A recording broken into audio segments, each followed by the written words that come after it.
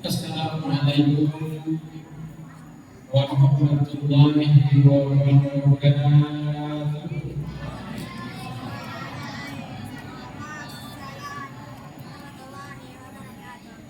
Alhamdulillahilladzi arsala rasulahu basyiran wa nadhiran. Asyhadu an la ilaha illallah wahdahu la syarika lah wa asyhadu anna sayyidina Muhammadan abduhu wa rasuluh. Allahumma shalli wa sallim wa barik ala sayyidina Muhammad wa ala alihi wa sahbihi ajma'in. Amma ba'd.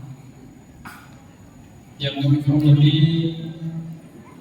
Ketua Masjid Ar-Rahman beserta jajarannya, Ketua Panitia Ramadan beserta jajarannya, Bapak RW, Bapak RT beserta jajarannya yang kami hormati, kemudian Bapak Ibu, alim ulama, cerdik pandai, tokoh masyarakat, kecil tak sebut nama masyarakat di bawah bulan, mudah-mudahan kita semua alhamdulillah Allah Subhanahu wa taala. Alhamdulillah, bersyukur kita kepada Allah, berselawat kepada Nabi Muhammad sallallahu alaihi sayyidina Muhammad wa ala alihi sayyidina Muhammad.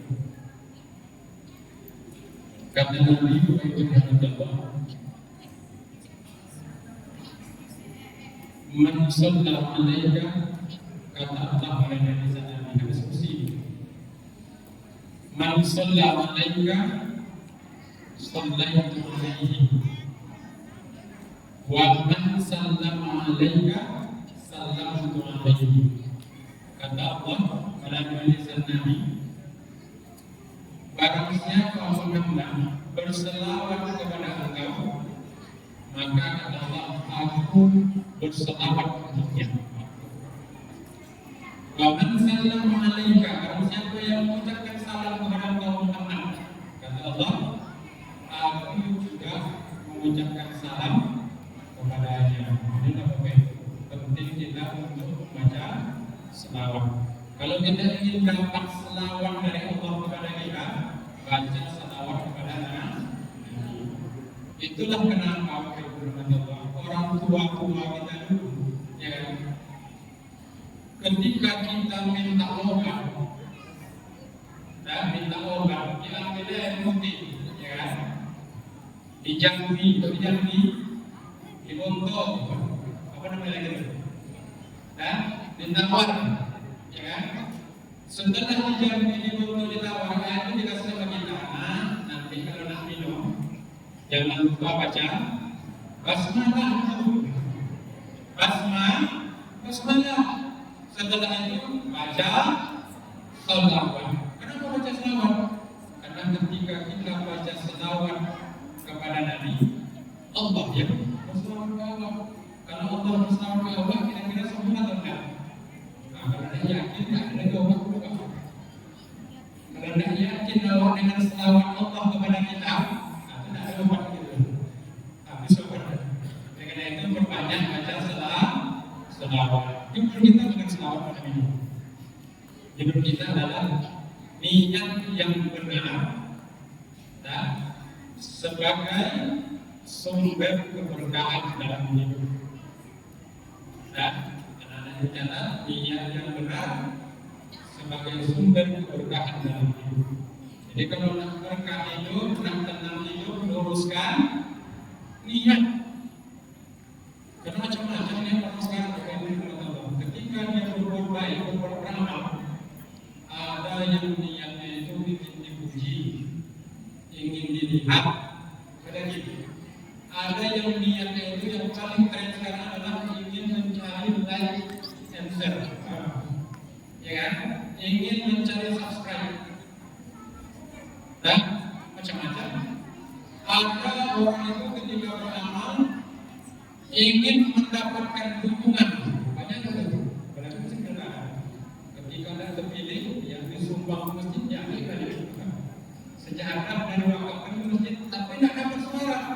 Akhirnya diambil. Kenapa? Niatnya bukan. Nah, sebelum kita masuk ke substansi, Bapak Ibu dan teman-teman kami ingin nanya, niat itu letaknya di mana? Di hati. Rukun atau bukan? Rukun. Jadi setiap niat itu rukun. Ketika dia salah, maka rusak rukun. Kalau rusak rukun, betul nggak ibadahnya? Nah, ketika rukun dan rusak, maka rusak ibadah. Rukun itu apa yang berarti? Setiap rukun dia takluk kepada tiga,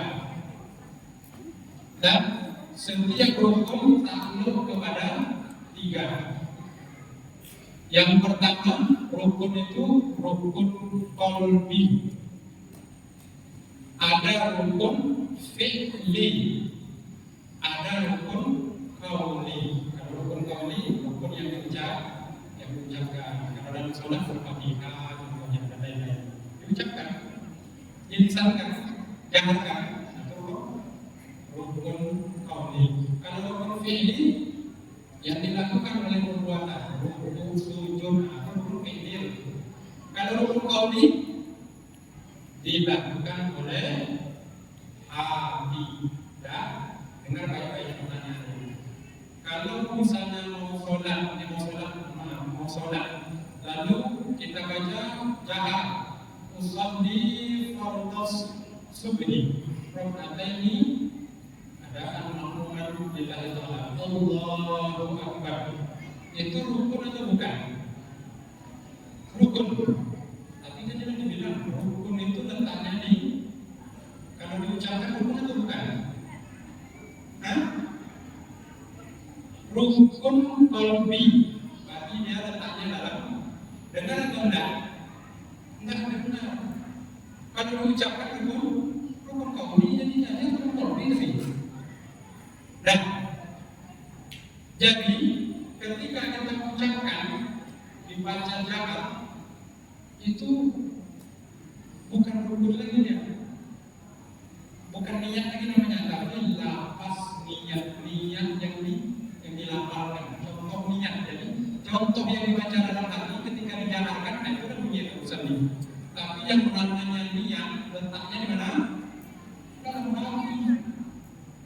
Makanya ada orang yang berpendapat seperti ini, jadi katanya niat itu nanti letaknya ketika kita takbir, Allah, anda kan takbir tuh, nanti di dalam itulah ketika kita berniat. Betul atau enggak itu? Hah? Mungkin betul, tapi kalau pendapat kami agak kurang tepat. Kenapa? Karena kalau mulut bilang Allahu Akbar lalu hati bilang niat, berarti lain di mulut lain di hati. Kalau lain di mulut lain di hati, apa namanya? Kata Romi Rahman, lain di mulut lain di hati itu apa namanya? Munafik. Nah, inilah yang perlu kita luruskan dari kopi berikutnya. Jadi yang niat itu tak dengar ke orang, letaknya dalam hati. Kalau contoh niat, apa yang kita lafalkan? Nama itu langsung contoh niat. Lafal niat namanya, niat yang dilafalkan. Yang niat letaknya dalam hati. Ini yang mesti kita luruskan. Jadi niat itu tak dengar ke orang, makanya imam kita tadi. Ya kan, untuk sholat Isya, dia apa niat? Tiba-tiba nanti Allah, karena niatnya di dalam hati. Tak selanjutnya, boleh tak kita berniat selain Allah? Tak boleh. Karena kata Nabi, Inna Allah la yaqbalu minal amali illa kana lahu khalisan wa taqu bihi wajhahu. Allah itu tidak menerima amal kecuali hanya ikhlas karenanya dan hanya mengharap wajahnya, hanya mengharap wajah Allah. Kalau orang tasawuf bilang artinya itu ilahi anta maksudi wa ridho kama rubi. Tak boleh ada niat lain selain hanya sekedar mencari senangnya Allah, mencari ridhonya Allah. Bahkan menurut ulama tasawuf, ketika kita berniat beribadah itu untuk mendapatkan pahala, tidak boleh. Dan berniat kita beribadah itu untuk mendapatkan pahala saja, menurut mereka tak ada kepada Allah. Kenapa? Karena pahala itu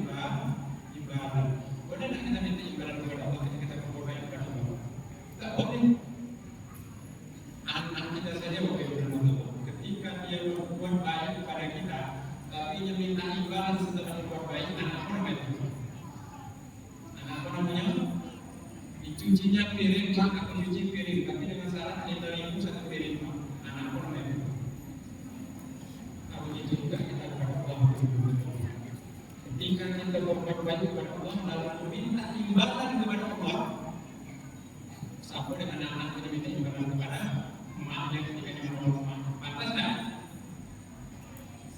Pantas tak kita minta imbalan kepada Allah? Nah, kalau anak saja pantas minta imbalan kepada emaknya ketika dia berbuat baik kepada emaknya, apalagi kita kepada Allah. Kenapa Allah? Kau minta imbalan kepada itu? Jadi yang kita cari dalam niat kita beribadah kepada Allah itu adalah wajah Allah.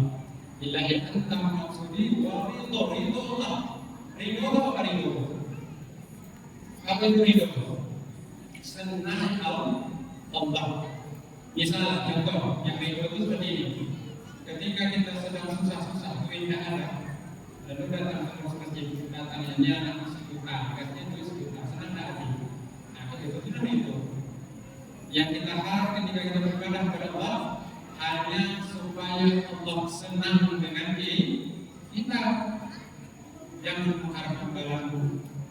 Tidak pantas kita mengharap imbalan kepada Allah. Cukuplah dengan ibadah itu. Mudah-mudahan Allah sayang dengan kita. Karena sayang Allah itu nanti yang memasukkan kita ke surga. Dan itu niat. Jadi luruskan niat. Insya Allah kalau niat kita betul, semata-mata karena Allah, apapun yang terjadi kita tidak risau. Karena kita hakul yakin segala sesuatu ditetapkan Allah. Itu maunya Allah, ya sudah. Yang jelas kita sudah berbuat hanya untuk Allah. Cukup. Lebih dahulu kami mohon maaf. Wabillahi taufiq wal hidayah. Assalamualaikum warahmatullahi wabarakatuh.